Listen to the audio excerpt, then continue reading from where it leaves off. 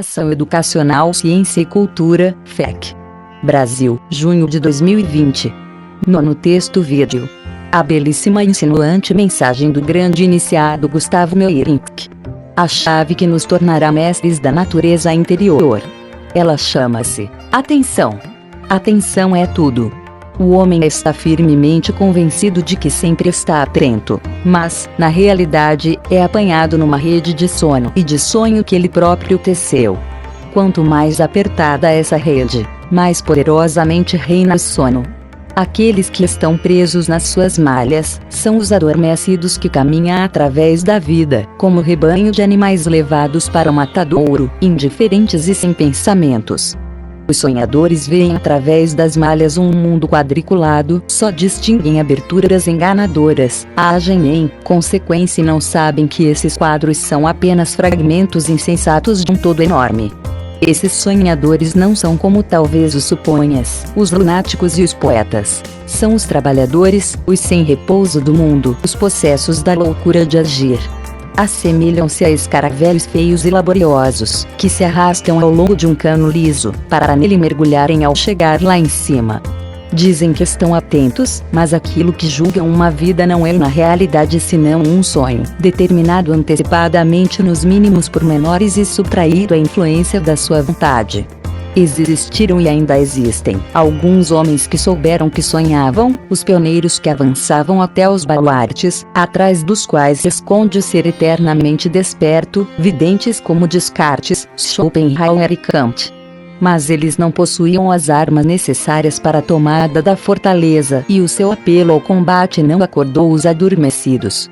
Estar atento é tudo. O primeiro passo para esse objetivo é tão simples que qualquer criança pode fazê-lo. Só aquele que tem o espírito falsificado esqueceu como se caminha, e mantém-se paralisado sobre os seus dois pés, pois não se quer privar das muletas que herdou dos seus antecessores. A atenção é tudo. Esteja atento em tudo que fazes, não te julgues já desperto. Não tu dormes e sonhas.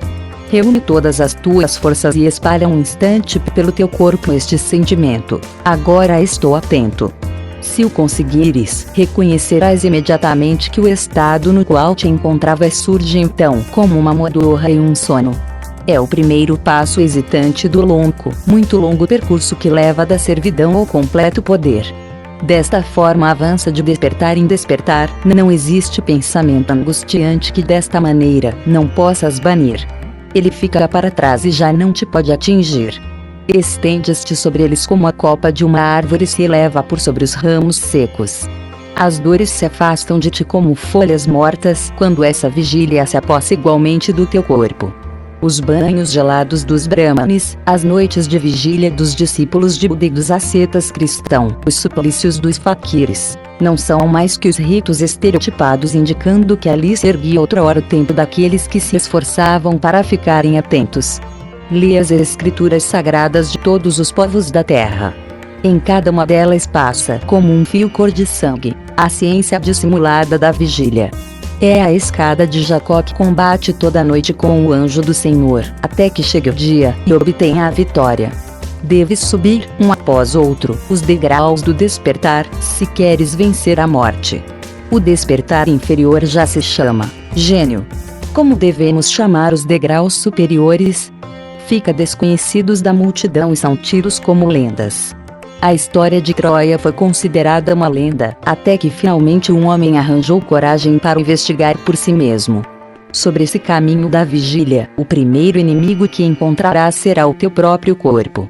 Ele lutará contigo até o primeiro cantar do galo.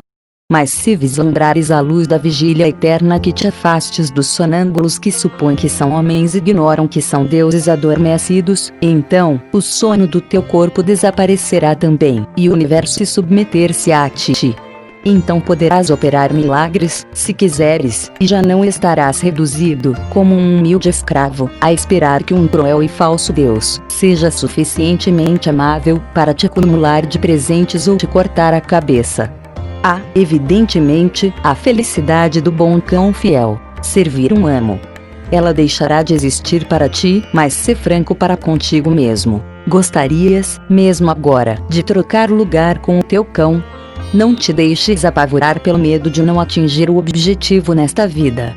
Aquele que descobriu este caminho, regressa sempre ao mundo com uma maturidade interior que LH torna possível a continuação do seu trabalho. Ele nasce como gênio.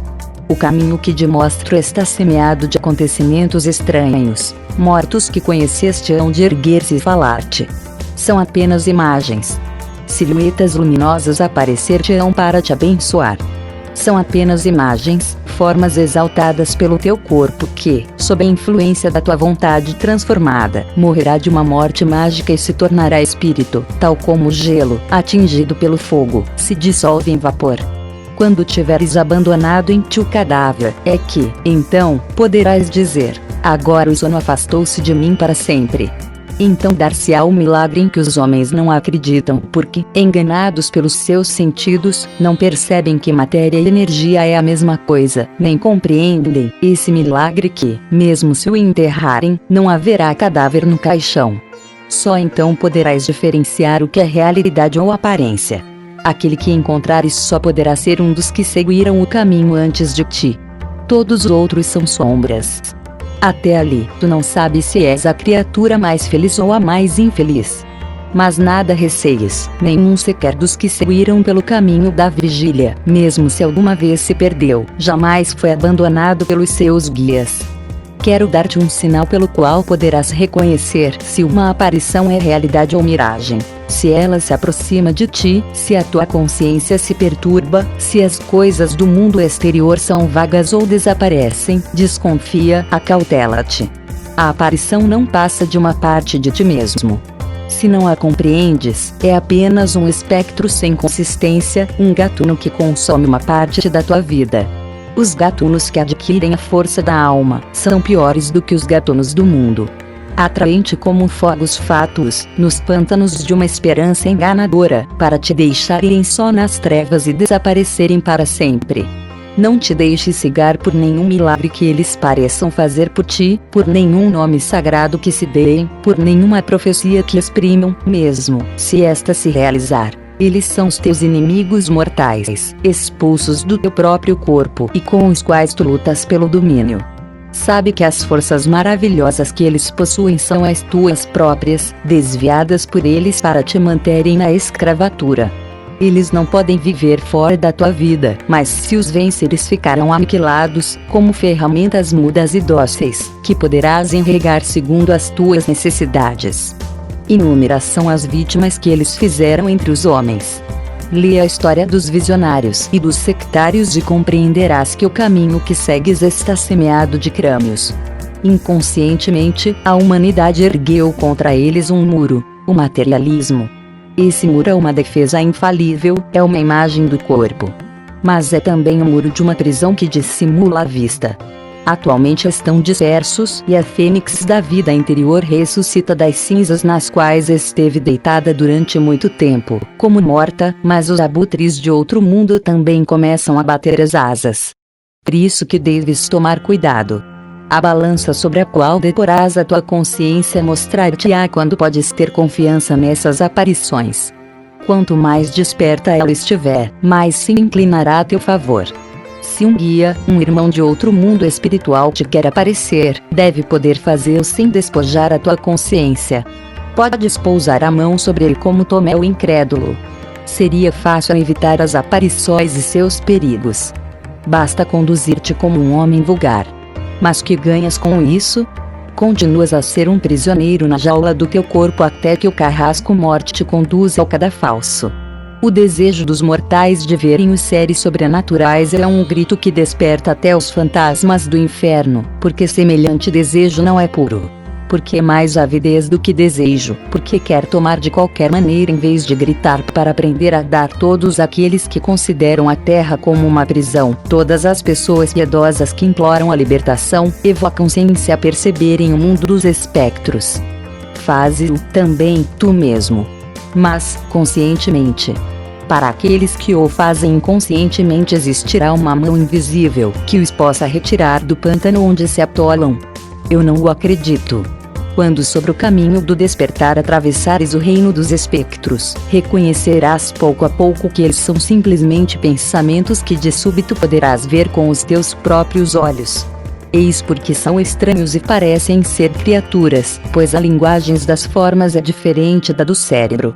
Então chegou o momento em que a transformação se dá. Os homens que te rodeiam transformar-se-ão em espectros.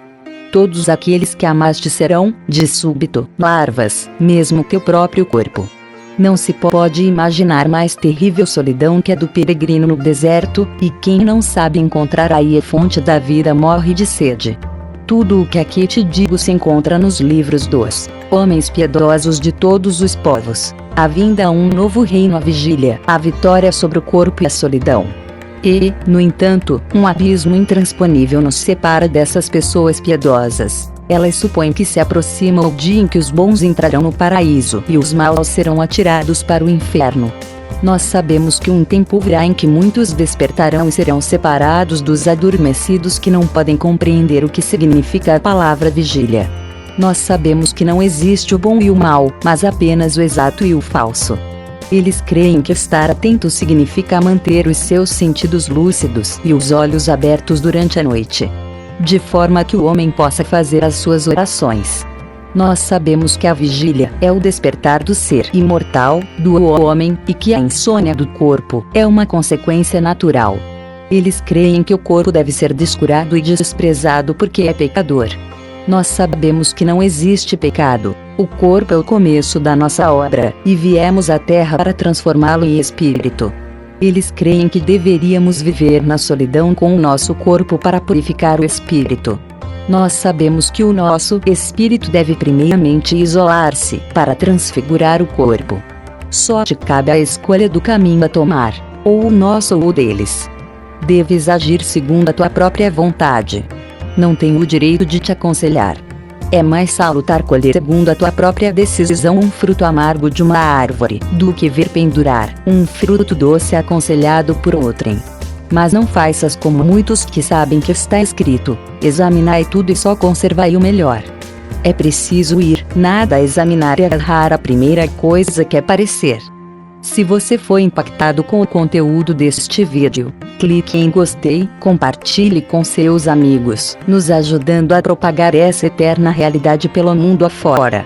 Assim, estaremos trazendo à tona a sabedoria esquecida, tão necessária ao homem moderno, levando-o a acordar para sua verdadeira natureza, contribuindo e muito na construção de um mundo melhor.